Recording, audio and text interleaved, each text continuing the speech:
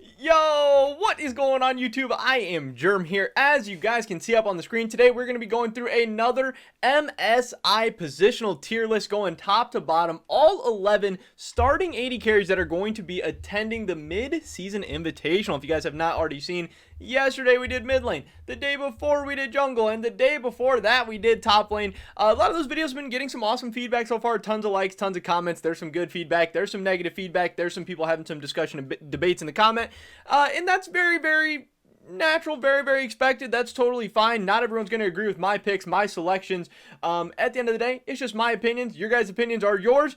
You can analyze these things however you see fit, but I'm going to keep doing it how I want to do it as well. And if you don't agree, that's totally fine. Just voice your opinions in a respectful way, and we will be all good. I'm going to go through, again, my thoughts and opinions on all these guys. This is very difficult to do. Comparing players across teams, across regions, when you have really nothing to base a lot of these assumptions, comparisons off of, except for their stats, some of their games, historical data based on the regions.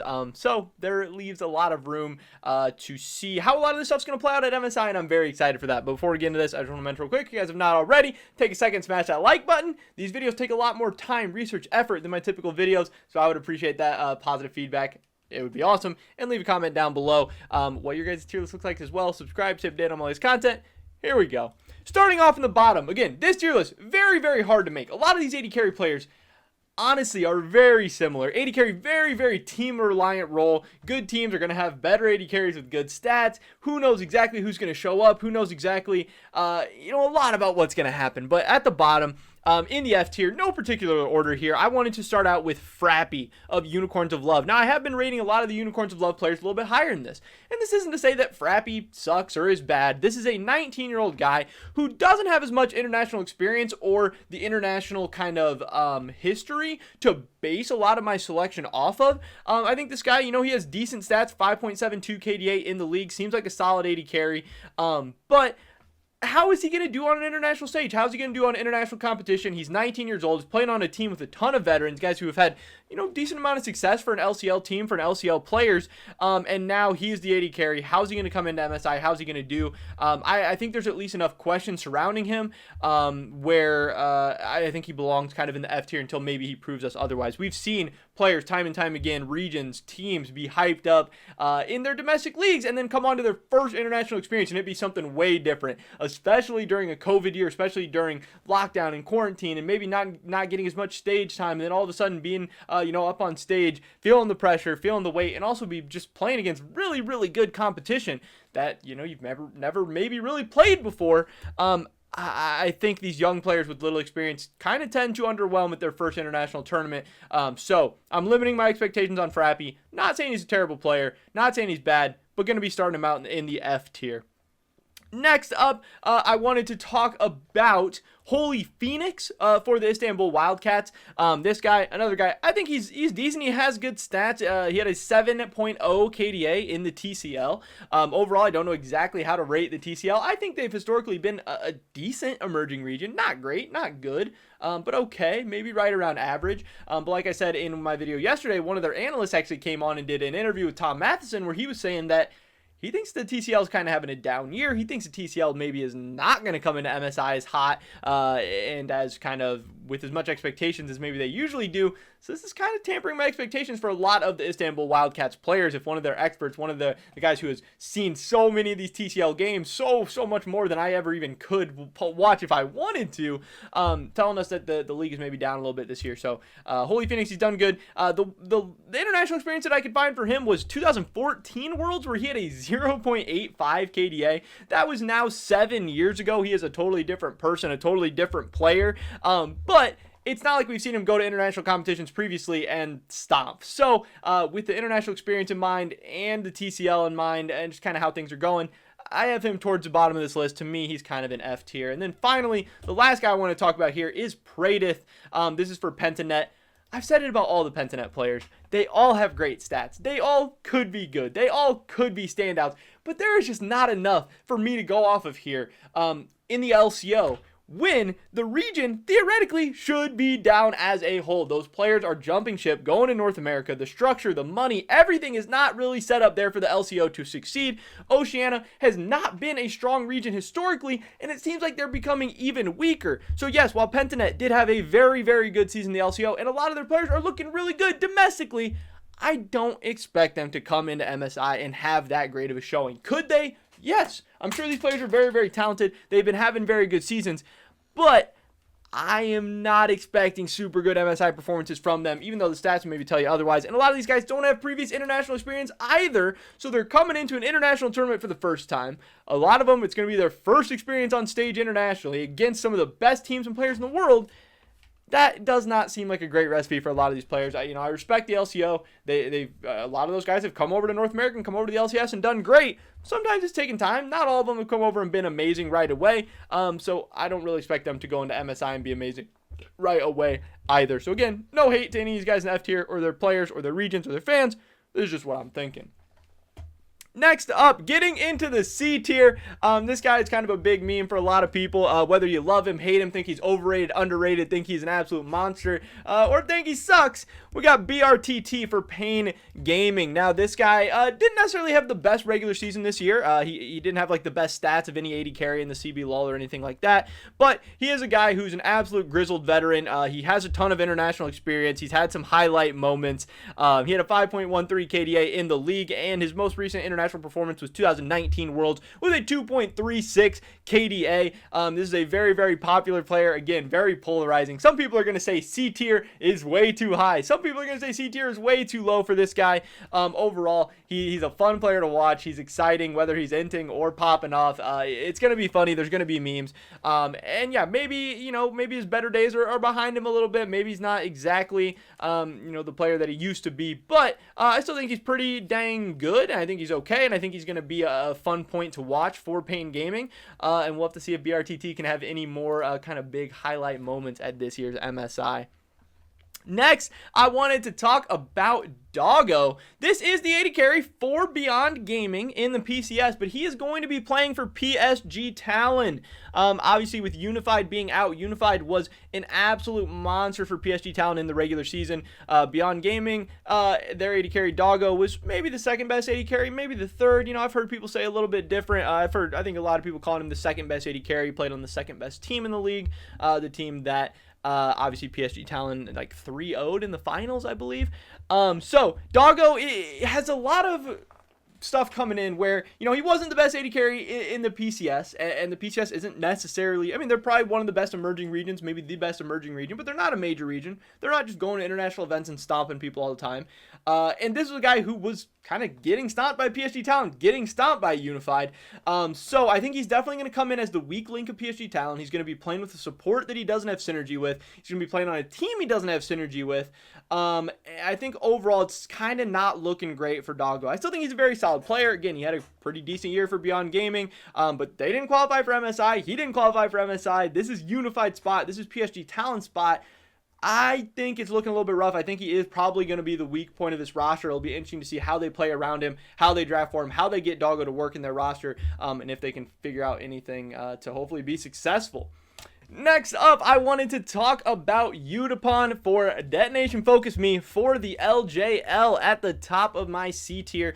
This guy's been actually pretty solid, very, very good in the LJL in the league. He had a 6.79 KDA. That is very good. Some very, very nice stats, but also what really, really did stand out to me here was in 2019 Worlds, he had a 3.9 KDA, which as far as smaller teams, emerging regions, minor regions, whatever you want to call them, as far as those players go, that is some of the best stats that I've really seen when doing the research for these videos. Some of the best games, some of the best match history. This guy is looking really, really solid. He had a great year in the regular season. He has some international experience. He's done well at an international event before.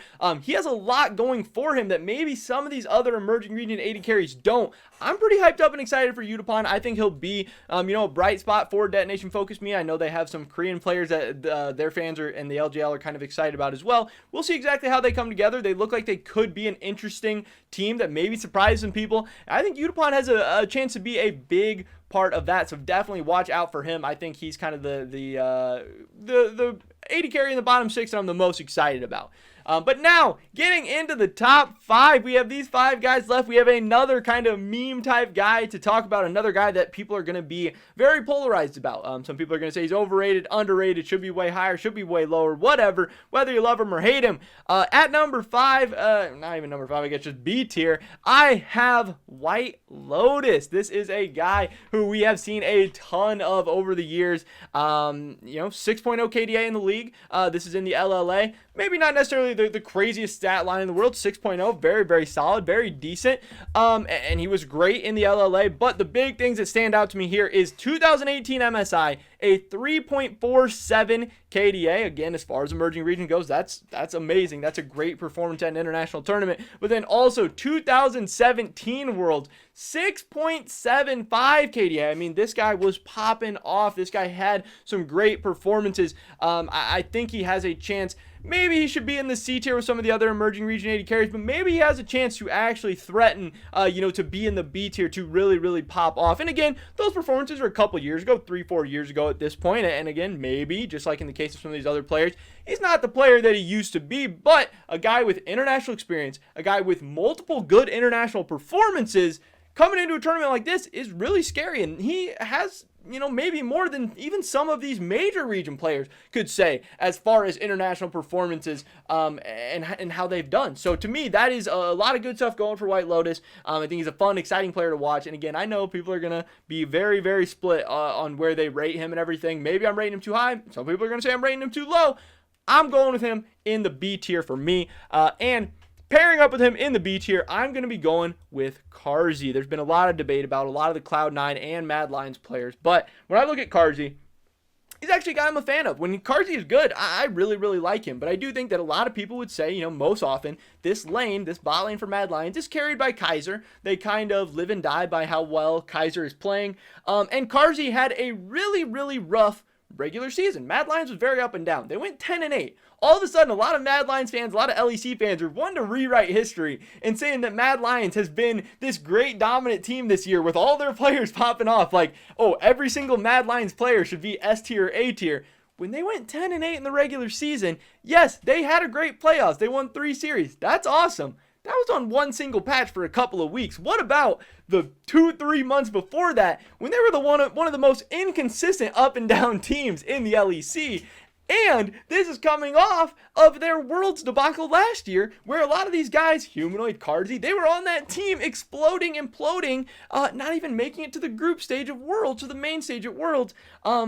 And that stuff has to be in the equation too. Carzzy, again, he had a great playoffs. Kind of not the best finals against Rogue, honestly, and kind of a rough regular season. But he's had some good moments. He can be a good player. I expect, now that he's had some more international performance under his belt to show up, to be good. He has the talent and ability, but he's got to show it. He's got to do it. We can't just say, Carzzy can be good, so he's S tier, so he's A tier.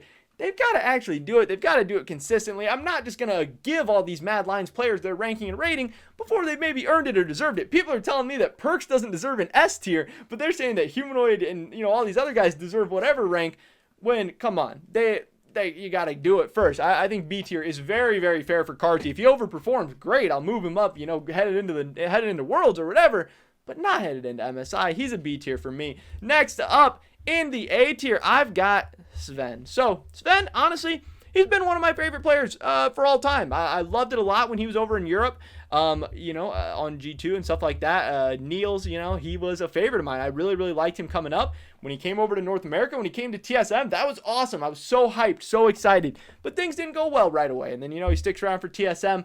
I attended the 2019 Spring Finals where Sven inted on Ezreal and TSM lost, and that sucked. That was so hard to watch. That was so miserable. I don't even think TSM even ever got to Worlds with Sven on the team. Then he kind of jumped ships, leave for Cloud9. So I've gone through a ton of up and down of loving Sven, him being one of my favorite players in the world, and then, maybe not liking Sven a lot, maybe hating him. But overall, This guy is as solid as they come. He can be a beast. He has absolute pop-off, big carry moments, but also his lows, I think, are a lot higher than a lot of other players. He hardly ever gets demolished in lane. He hardly ever, int so hard that the game's unwinnable. He is a reliable late game carry threat. He's always going to be there. He's played against some of the best teams in the world. He has international experience. He hasn't maybe had the best international results ever. His teams have always been close, but just not good enough, whatever, G2 vacation, all this different kind of stuff. But I do think he's hyped up, excited, ready to be back on the international stage. And I do kind of expect big things from Sven. He was really, really good for Cloud9 this past season. And yeah, he's just a veteran who is so reliable, so good. I think he's an A tier. Then we get into the S tier AD carries. For me at number 2, it's going to be Ghost. This guy might be the weak link of Damwon Gaming. He finished as the only player on the 3rd team of the LCK All-Pro team. I know they had the whole top side. Khan, Canyon, Showmaker was 1st team. Barrel was 2nd team, and then Ghost was 3rd team. So, if you're going off that, maybe he was the weakest member. There are some great AD carries in the LCK, obviously. So there's a lot of different names, a lot of different guys you can go with. Ghost is obviously great. He had an amazing Worlds performance last year. I expect him to come in and have an awesome MSI performance this year. I think he's an easy S tier. All of Damwon Gaming Kia's roster is so stacked, so loaded, so scary, especially at a tournament like MSI where there's not going to be multiple Chinese or multiple Korean teams. It's going to be a lot of games against NA, EU, and then even worse. They're going to have huge chances to just absolutely pop off and shine, and I expect Ghost to do just that. But at number 1, I do have Gala. I think he is going to be the best AD carry at this tournament. He is the guy who I'm the most excited to watch. There's a lot of great AD carries in the LPL. Maybe, Huanfeng or Viper or LWX, they have something to say, but Gala might be the very best. He's for sure in that conversation. He is awesome for RNG. He's been a huge carry, a fun, exciting player to watch. And I think he's going to have a chance to be really, really great at MSI. Overall, the top half of the AD carries are not that strong. I don't think Sven, Karzi, White Lotus, BRTT, any of these guys are necessarily like guys that are going to strike fear into Ghost and Gala. So I do expect them to both have some really, really crazy tournaments, some crazy lane phases. I think it's going to be a ton of fun to watch. And there it is, my MSI AD carry, bot lane, or whatever you want to call it, tier list. I would definitely appreciate if you guys did drop a like on this video. Again, these take much more time, research, energy to make than my typical videos. So getting that feedback and support from you guys would be great. Leave a comment down below. What do you think I got right? What do you think I got wrong? What does your guys' tier list look like? Subscribe to stay up to date on all my latest content. Hopefully I catch you guys in the next one. But until then, peace.